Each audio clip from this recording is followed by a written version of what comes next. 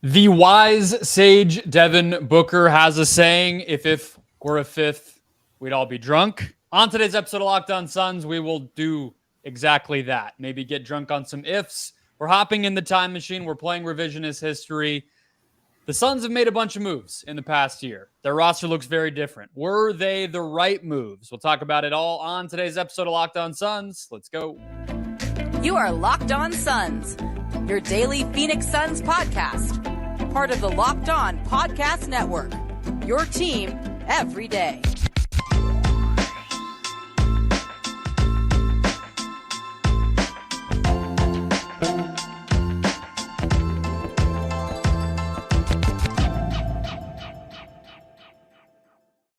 And we're back. This is Locked On Phoenix Suns. We're a part of the Locked On Podcast Network, and I'm your host, Brendon Kleen, a credentialed media member covering the Suns for the past 6 seasons, a writer at Suns.com, and the host of the Just Basketball Show wherever you get your podcasts. Thanks for making Locked On Suns your first listen to start your Tuesday. We're free and available everywhere. Become an everyday or get locked on to the Phoenix Suns by hitting follow or subscribe wherever you're finding the show. Joining us as he does every week, early in the week, not Monday this week, but that is on me. Brandon Dueñas, he is a writer over at BrightsideOfTheSun.com. And we're going to talk the John Collins move from today, which was a longtime Suns target, the Chris Paul move to the Wizards, a lot of stuff happening tangentially to the Suns and what it sort of says about the pathway that the Suns have chosen. So let's start, Brandon, with let's start with the Ayton stuff, because that's the news of the week. There's a lot of chatter about it. Let me pass it to you off the top for your quick thoughts here on just the idea of Ayton staying put. Do you believe that that's permanent as far as what the Suns are going to do? And if so, what is your take on keeping the big man after 2 years of shopping him?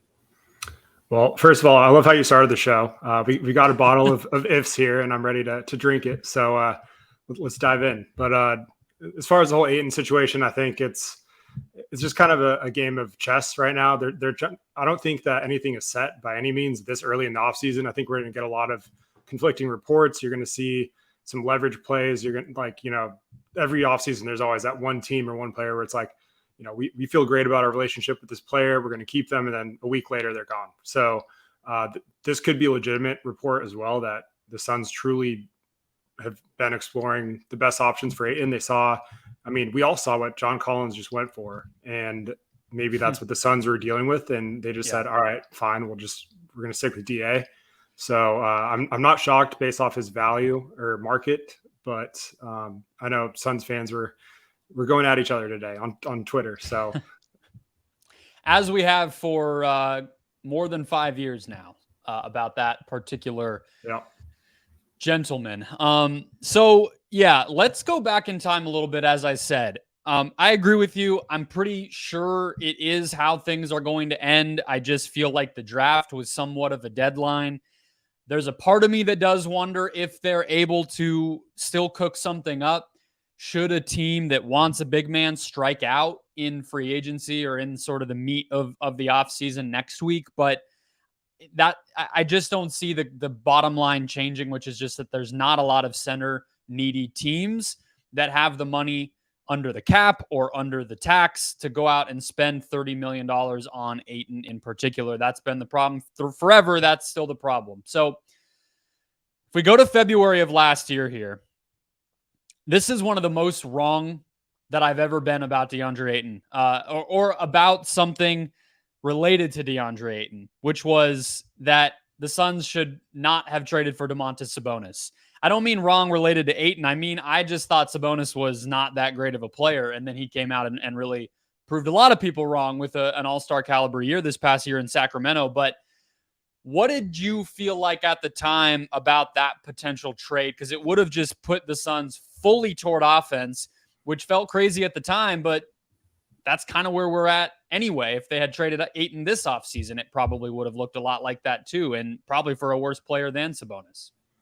Yeah, I was right there with you. I was not a fan of the trade, mainly because when you're looking at the center position in the playoffs, you're looking for what everyone calls a 16-game player. And to me, Sabonis, obviously had a great season in Sacramento. He really kind of showed that him and Fox are one of the best 1-2 punches with the chemistry on offense, and Sacramento put up a historically good offensive season.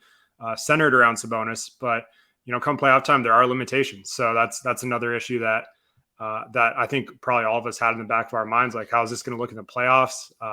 We know that, rewinding things a little bit, we still probably had a little more faith in Deandre at that point to get rejuvenated sooner than later. So I don't know. I don't think it looks that bad in hindsight. But, all things considered now, we're talking about probably getting maybe one asset in an expiring contract for Ayton, whereas Sabonis is like the center of the discussion before. And there's some other names that have popped up, but it just shows you that if you hang on too long and wait for things to change, sometimes they won't. They might get worse, and the return gets worse. So that's kind of what we're dealing with now.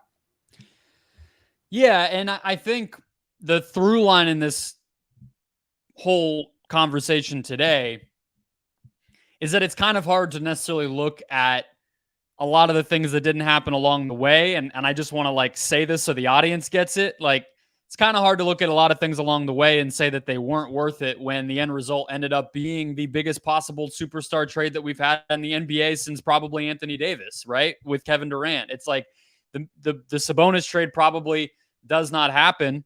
Or if it happens, then the KD trade probably doesn't happen. So I'm not telling everybody how to feel about the KD trade, but I would imagine if you're picking between Sabonis and Durant in a vacuum, you lean that way. Obviously, the Ayton elephant in the room is the part that's very different because they couldn't send Ayton out in that Durant trade. And so that's one of the bigger dominoes, and that's kind of how we end up here. And so let's talk about really the only concrete report that we got this month about an Ayton trade, at least that I'm willing to buy. Now, I talked about this a little bit yesterday. There was some stuff out there from PHNX and other places about a Dallas trade for the number 10 overall pick and some of these other things. And where I came down on those, Brandon, is if those offers were on the table, some of the ones that Gerald Bourguet wrote about and everything else, if they were really, truly sitting there for the Suns to take, I think Deandre Ayton would be on the Mavs or he would be on the Orlando Magic. And so I don't know how concrete those ever were, even if they were maybe discussed. But the one we did hear about was Tobias Harris. Would have been very similar to the trade we're going to talk about in the next segment, which was Poole for Paul. Big salary for big salary, guy who's maybe not desirable for guy who's not desirable. Obviously, it would have had to include a third team. The Sixers have no need for Deandre Ayton. But would you have felt okay with the Suns pulling the trigger on an Ayton trade if, for really all intents and purposes, all they got back was maybe Tobias Harris and some second-round picks or something like that? Would that have gotten it done in your mind? Would that have been worth it? Not really, honestly. I get the idea of it. I do. It was like you're surrounding, you could throw out a lineup with Booker, Beal, Harris, and Durant, and you have four guys that are 6'5 plus, can shoot and defend. So that part of it is intriguing. But then you just look at how Sixers fans talk about Harris and how happy they'd be to just get off his contract entirely. And there's some smoke there. So I think you have to definitely factor that in. Harris has not lived up to his expectations there, obviously. So I think that type of player does make sense, but not Harris specifically, if that makes any sort of sense. So I get the idea of it, but it's just still incredible that, just circling back a little bit, that Ayton survived both a Durant and Beal trade. Like, if you told me a year ago the Suns would trade for both those guys, first of all, I'd say, damn. Second, I would say, how is Deandre Ayton still on the roster after that? So that's kind of where the Suns are now. They have to use this trade asset wisely because it's really the last path they have to build depth around this current big three. So Ayton could be a part of it. He could be the big four, the fourth. That's what we're all hoping for if they do keep him. But yeah, it's just kind of looking pretty bleak right now as far as suitors. It's kind of like I'm trying to think of the perfect example, but long like book series or movie series or TV shows where like fantasy stuff or sci-fi or whatever, where somehow a character, like no one is super, it's nobody's favorite character. They get in a lot of trouble. They're in, some sort of violent situation a bunch of times. And yet like the end of the series comes and they're there celebrating whatever with the rest of the crew. And you had absolutely no expectation. You thought after book 1 or 2, they'd be gone. That's kind of how it feels with Ayton. The thing with Harris to me, and I agree with you, obviously, from the perspective of like a wing who can shoot and defend, like, okay, sign me up. But Harris's inconsistency, the fact that it seems like he's most comfortable with more responsibility. He's one of those guys. Even though the team probably is worse if he's in that type of a role. It's that type of a situation with Harris, it seems. So that wouldn't be great, bringing him onto a team where he'd be the fourth best player when he was already kind of supposed to be the third best player, and that didn't go well. But really, it's just I don't want one player back for Deandre Ayton. That kind of defeats the purpose of trading Ayton, right? And so I think that's really where I come down. And then just from an asset standpoint too, Harris would be an expiring contract. So there would have been a little bit of more salary flexibility that would have come with a trade like that, because his contract is shorter than Ayton's. But in a way, you also end up screwing yourself if you don't end up flipping Harris for something or re-signing him. You just lose the asset sooner rather than later. And so I almost feel like not taking that Harris deal, to me, I mean, maybe it just says something about them wanting to have a center or Frank Vogel wanting Ayton. There's a whole bunch of stuff, but another part of it to me could just be there's still a little bit of confidence that they can trade him at the deadline or next season if they really needed to. They might not feel as much of a panic to do this as Suns fans are feeling, where it's like, if you don't trade him now, it's the end of the world. That's not quite true. So, all right, let's talk about Chris Paul. He's going to be a Golden State Warrior. John Gambadoro has said that the Jordan Poole offer was sitting there for the Suns to take, aside from Bradley Beal. Might sound obvious, Bradley Beal versus Jordan Poole, but there's more to it. We'll talk about that next. First, today's show brought to you by eBay Motors. For a championship team, it's all about making sure every player is a perfect fit, and it's the same when it comes to your vehicle. So the next time you need parts and accessories, head to eBay Motors to make sure every part fits just right. With eBay Guaranteed Fit, you can be sure every part you need is perfect the first time around. Just add your ride to My Garage and look for the green check to know that the part will fit your car, your trim, your everything, or get your money back. Because just like in sports, confidence is the name of the game when you shop at eBay Motors. With over 122 million parts to choose from, you'll be back in the game in no time. After all, it's easy to bring home a win when the right parts are guaranteed. So get the right parts, the right price, and the right fit at ebaymotors.com. Let's ride. eBay Guaranteed Fit, only available to U.S. customers, eligible items only, exclusions apply. Okay, so Chris Paul is going to the Warriors. Jordan Poole is going to the Wizards. That was a separate trade that didn't actually end up being part of the original Beal deal for the Suns. But on top of that, the Wizards also got a first-round pick in the future, which is not as guaranteed as it could be. Same with the one from the Warriors that went to the Celtics in the Marcus Smart trade. So the Warriors are kind of in a dangerous spot there. Obviously, Poole as more of a scorer, similar to Beal, maybe player-wise, not too different. And then a couple of young prospects that the Warriors had. This might sound insane, but we just have to put it out there. We're tracing history here, Brandon. Is there any way I could have convinced you to take Poole, a first, and a couple of young guys instead of Bradley Beal on this team? Absolutely not. And look, I think Washington did a great job of flipping Chris Paul. Like, they probably got more for him than they did for Beal, which is kind of funny in retrospect. Yeah. But no, I'm just not a fan of Poole. Like, he's a little too ball dominant. Like, obviously his skill set's great as like a six man. I think for what the ideal role would have been what he was on the Warriors, and he couldn't figure that out. So I think on a team like the Wizards, where he's just going to get to shoot 30 shots a game, just let him go lead the league in scoring with like a 50 true shooting percentage, and just, let him have fun over there. But for the Suns specifically, I don't really like that fit next to Booker and Durant. I feel like his shot selection's a little too poor. He looks disengaged. Like, if Suns fans are mad at Deandre Ayton's lack of engagement on defense, like Jordan Poole, he would set a new bar. So that's, to me, like, those two things alone are why I'm not a huge fan of the fit. But don't get it twisted. He can get buckets. He's a microwave scorer. When he's hot, he can win you games. But for the Suns trying to win a championship, I'd rather have someone more reliable. And Beal just is better at every aspect of the game than Poole, really. If we're going to boil it down, obviously Poole's younger, is owed a little bit less money, but Beal over Poole is just a no-brainer. And even if Beal was off the table, I would still not really be all that interested in a Jordan Poole trade.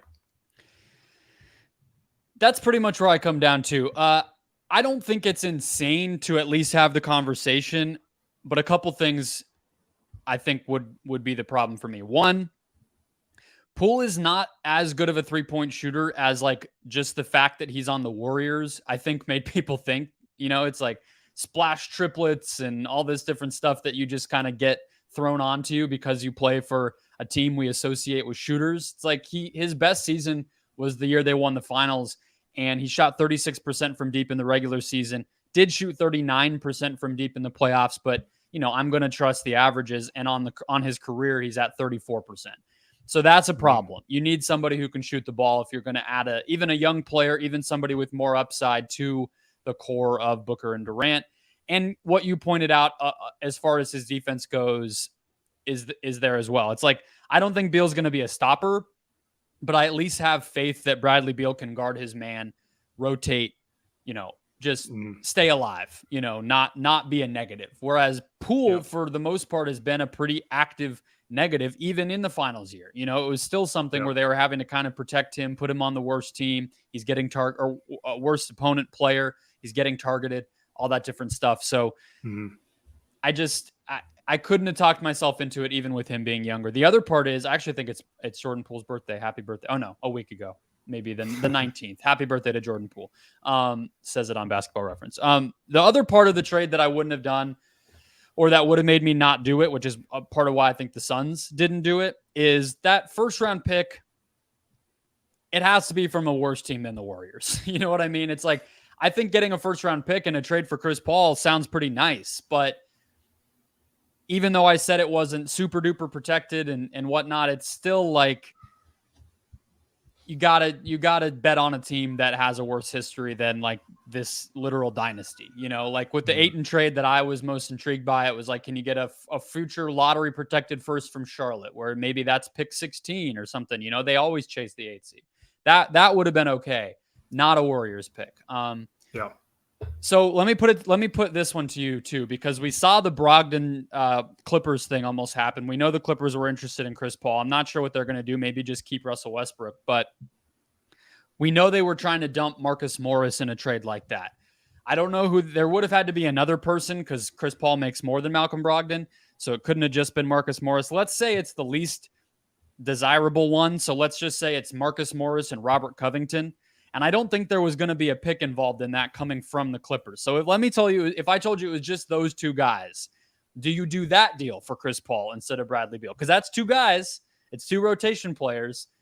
Do you do that? And you don't have to give up the swaps, and you don't have to give up the Shamet trade asset and all the second round picks. Do you do that trade?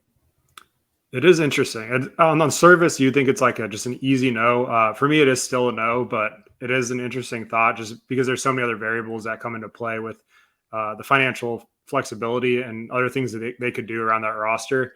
But I think the upside with Beal is worth it. And that's what it comes down to. I might be a little bit higher on Beal's defense than some other people too, just because I think I don't think he's gonna be like a stopper or anything by any means, but I think being in the right ecosystem matters a lot. And that's another thing with Poole. He was in the perfect environment to thrive defensively, and he's still just sticking out like a sore thumb there. So I think that's another reason why I'd take Beal all day. I think on a defense that's going to be as active as they are, as physical as the Suns are going to try to be. It's tough to say this without the personnel all here, but Vogel's envisioning a very physical, scrappy defense. I think Beal's going to buy into that. He's going to have less of a workload offensively, and he's going to be able to use more energy on the defensive end, and he's going to be on a team that has a chance to win. So that just changes a lot of things. I don't think he'll have the leap Booker did as soon as the Suns became relevant, as far as, he started trying and things looked a lot better and people around him were breaking down less. But I just think overall Bradley Beal's, to me, the upside outweighs the risk. So I would take that swing 10 times out of 10. I think that's fair. I don't think any of the Clippers guys would convince me enough, especially because they're all the tradable players, all the realistically available players that the Clippers have are on the older side, even older than Beal, so that's not the same thing as Poole, where you're kind of betting, can he get better? Can he continue to grow? Can he get out of Golden State and do some different things? This would be, you're getting guys on their last legs. A lot of those salaries, Morris, Covington, Batum, were all expiring. Gordon was expiring. So that was a destination that I was looking at. I just think Beal's better. I mean, that sounds obvious, but again, you're factoring in the swaps and the seconds and Shamit's contract and all that stuff. You really had to put single thing on the table.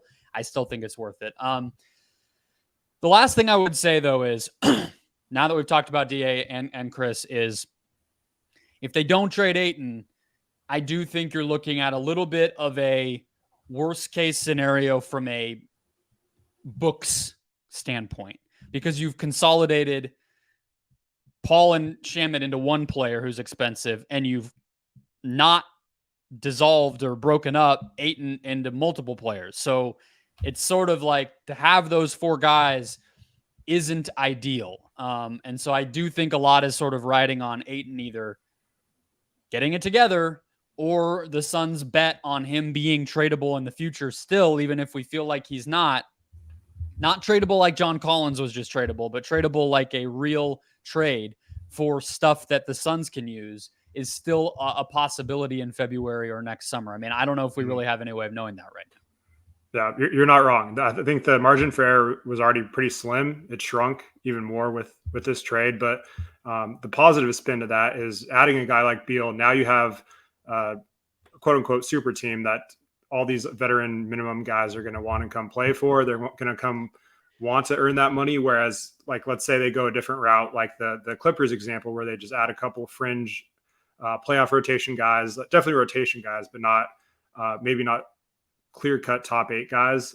Then all of a sudden you're looking at a team that they're not going to have that third star. They're also not going to be attracting all those veteran minimum guys that are ring chasers. Whereas now I think the Suns are in a position where they're going to be able, there's always going to be those like one or two free agents that kind of slip through the cracks. Where everyone's like, all right, all the money's now gone. There's no market for this guy. And he's going to be ending up with the Suns. I don't know who it's going to be. It's very difficult to predict, but I think that's going to happen. I'm hoping for certain names. I wrote an article on Bright Side of the Sun today targeting a few guys that could be some low value, well, I guess bargain bin type value guys that could make sense. Yeah. So, but yeah, so it is very tricky now. The cap space, the whole situation there is just going to be tough for them to navigate. But I still think it's the right path given the options they had. Yeah, like Dennis Schroeder last year, right? I mean, to give an example from your veteran signing standpoint, could be Dennis Schroeder again this year. He's a free agent once again, but in terms of him lingering there and everything else, yeah. And I'll just say, because I haven't said it, and I know it's not something people want to hear, but it's the off-season time. We're talking about cap stuff. We're not talking about basketball. If there were games, trust me, I would talk about them. But the point is, people want to talk about the Suns being forced into a corner here. Bradley Beal is only 30. Even if you told me the Suns could only get what the Wizards just got for him, that doesn't sound like being pushed into a corner if they had to trade him 2 years from now. And Devin Booker's only 26 years old. Not saying trading Devin Booker is something I'm ever going to be in the business of doing, but if it got to that point, that's how these resets are going to happen. People don't necessarily want to kind of confront that. But when we talk about these teams that go all in and wow, what are they ever going to do to get out of this situation? What they're going to do is trade the youngest of the superstar players that they have, and that'll be their way out. It's sort of what, the Nets ended up doing. They had to trade for Harden. Then when they traded Harden, they got some of that stuff back. Like, that's how this is going to work. And as long as your guys aren't, Kawhi Leonard and Paul George, if I'm the Clippers, I'm panicked. But a lot of other teams, it's just sort of like keep cycling through these things and see what happens. Let's talk about the biggest of big trades that was made, and especially now with John Collins' move, that was the alternative on trade deadline night of 2023. Let's go through those sliding doors and see where we end up after a quick break. All right, Brendon. So this one is actually maybe the most discussed in my YouTube comments and Twitter mentions and everything of all of the ones we've had. Obviously, there's been the most time to sit with it. But there are a shocking amount of people who want to undo the Kevin Durant trade. And I have a lot of thoughts on this. It includes some thoughts on the gentleman whose jersey is behind me in the frame for those of you on YouTube, and whether the breakout that we saw him have in Brooklyn could have actually happened here. But I'll leave you to start us off here. If there's a version of events where the Suns don't trade for Durant, keep McHale, but get John Collins, Does that appeal to you at all? And if so, or if not, why? Not really. John Collins has never been someone that I've been too interested on the Suns. I think the Jazz are very smart for doing what they did, stepping in, just pretty much taking him for free. They did the same thing with Markkanen back when his value was pretty low and no one really wanted him. And look how that turned out. So there is a world where I think Collins could, that experiment could have been a positive outcome. I'm not going to sit here and say that it's impossible to rule that out. But keeping Mikal is kind of what it comes down to. And that's what a lot of Suns fans are probably referring to. And the bad taste in the mouth that Suns fans have from Durant's series against Denver and just how things went down. That's why I can't wait for the regular season to start, because a lot of fans, I think, are forgetting just how good Durant is, and he's coming off an injury. I think there's a lot of factors that came into play that, just get this guy on the court, get him through training camp, in a system, a team with some more depth, some familiarity, and he's going to be looking like Kevin Durant again. More depth than they had when they were starting Shamet and Landale, hopefully. Yeah. Because more depth than they had by Game 6 against Denver. I think that's a nice, they can surpass that. That'll be a nice start. Yeah. Exactly. So yeah, to me, it is an interesting discussion, because I don't want to just scoff at it, because I think there's definitely an argument for it. If Durant really does fall off and this is the start of his decline, then obviously it's terrible for Suns fans, and it's something that you can't really predict. But to me, you still do that trade 9 times out of 10.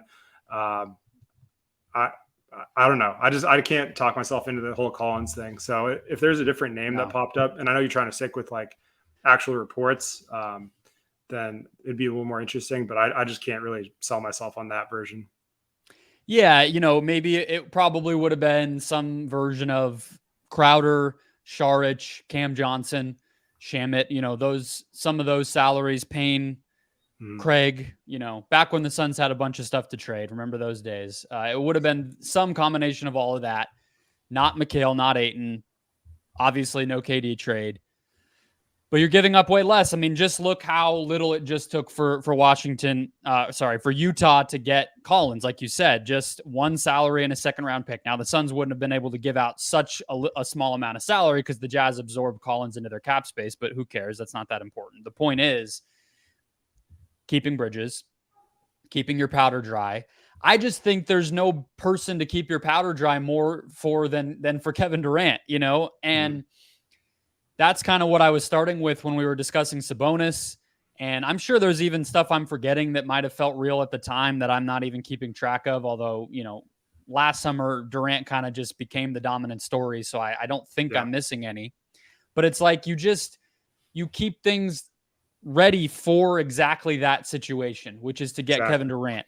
And it's also it's honestly stupid to me, and I'm just venting now, but how last summer, the whole conversation was how pathetic it even was that Durant was trying to get himself to Phoenix because they didn't even have a package that was like a respectful offer to even say on the phone to Joe Tsai, right? It was like, what an idiot Kevin Durant is for trying to control this process. He has 4 years on his contract. The Suns are not going to be the team to get him. Look at how bad their offer is. Get Jaylen Brown, get Scotty Barnes. This is ridiculous.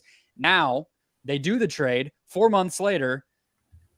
Bill Simmons is the number one culprit of this. So I will just say his name and call him out because he does not care what I say because he does not know who I am.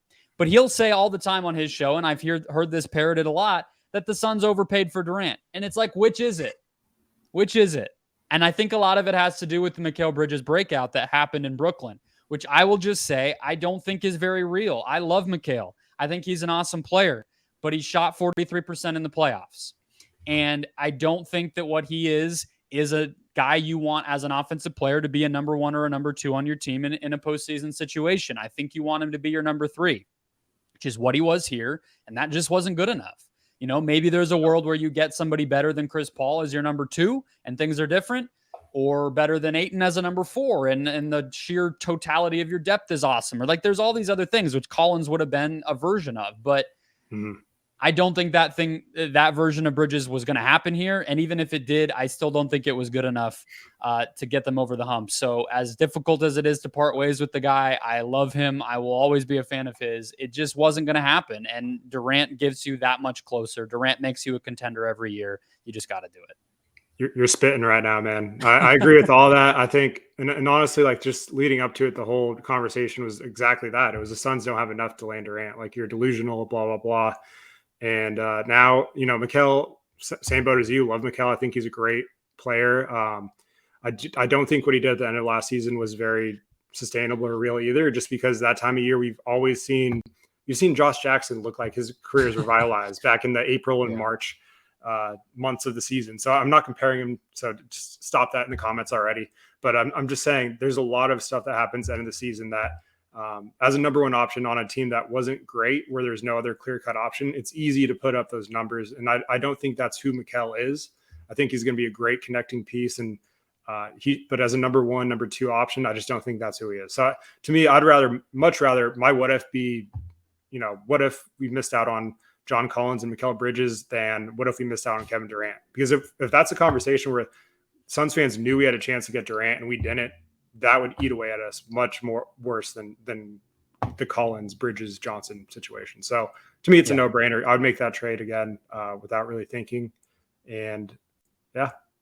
You are a guy who likes the draft, and the Suns kind of robbed you of any interest in that. There's no need for any of us here in Phoenix to watch college basketball or G League Ignite or anything happening in Atlanta with overtime. It's just, who's going to sign on the minimum. That's really all that we need to care about. Maybe there's an Ayton trade eventually, but, it's weird. 30% usage rate is what Mikal had in both the regular season and the playoffs. The guy can prove me wrong, but he's about to turn 27. If Mikal Bridges has a 30% usage rate on your team, I mean, I don't want to hold people to a standard of their worst moments, but we saw that in December. You know what I mean? And they lost to the Rockets by 20. Like I'm doing this almost to prove the point, because I know people who listen to this show know how much I like Mikal Bridges. But if I'm willing to back off of that and be reasonable, then everybody else should as well. And I just you could wait for a guy better than Kevin Durant, but good luck. You're probably going to be waiting for a while. There is a world where we're both wrong, and this is just who Mikal is now, and I would love that for him. I don't think either of us would have predicted that. I don't think a lot of Suns fans or just general NBA fans would have either. So if this is just who he is, and then so be it. Sometimes that happens. Guys break out later in their careers. They get more confident with more reps. But I agree. I just don't. I don't want to say it's not who he is, because I think he's a great player. It sounds diminishing to say that, but he's not someone that you don't trade for Kevin Durant. It comes down to that. Even he acknowledged that in his press conference. He's like, it's Kevin Durant. I get it. And that's exactly. I mean, and that's really what it is, right? It's like, even if what he did in down the stretch of the regular season is what he is, that player's still not as good as Kevin Durant. That's kind of what it is, right? So even that player plus John Collins is probably not as good as Kevin Durant, And so that's just what NBA team building kind of is. You try it with the guys that you draft and develop, and then eventually, if that doesn't work out, you trade them. That's just sort of what's happening. And it just happened really fast with the Suns. I think that's part of why I wanted to do this. Is it went from the bubble to you get Kevin Durant and Bradley Beal in 2.5 years. It's just insane, but that's what happened. And that's where we are. But I don't really feel like any of the moves were a major mistake. It just happens to be that all the guys that were available to them were super duper expensive, and now they're kind of in a weird spot. Is that like too succinct or too short? I think that's just kind of where they are. No, I think you nailed it. It's just, like you said, it happened very fast. A lot of things, especially when you have a young core and you suck for a few years and then you become good quick. That's about the time that those contracts start to inch up on you, and you have to make just very tough decisions. So that's why building a quote unquote dynasty or a very good team for a long time is so difficult to do. And it's going to get even more difficult with some of the stuff we have coming up here in the next CBA. So I don't know. I think the Suns, to get to this point, all things considered, you have 3 stars, 2 superstars, 1 star, and you're in a great position to win a championship if you can fill the roster out right and, stay healthy. That's really what it comes down to now. So as a Suns fan, you take that. and there shouldn't be any regret or anything like that yet. We just kind of have to let this thing play out. But yeah, I think getting to the point we are now, like you said, just happened so quick. It's still kind of surreal. Like I just have to see Beal in a Suns uniform on opening night for it to really. I still feel like I need to see Kevin Durant in a Suns uniform a little more. Yeah. Like you said a minute ago, just watch an actual real season without weird ankle tweaks and playoffs and everything else. Just feel what that's like. But that'll wrap us up. Appreciate everybody finding us wherever you listen to podcasts, including YouTube. Hit follow or subscribe wherever you are. We'll be here every single day throughout the offseason and beyond. Talk to you tomorrow.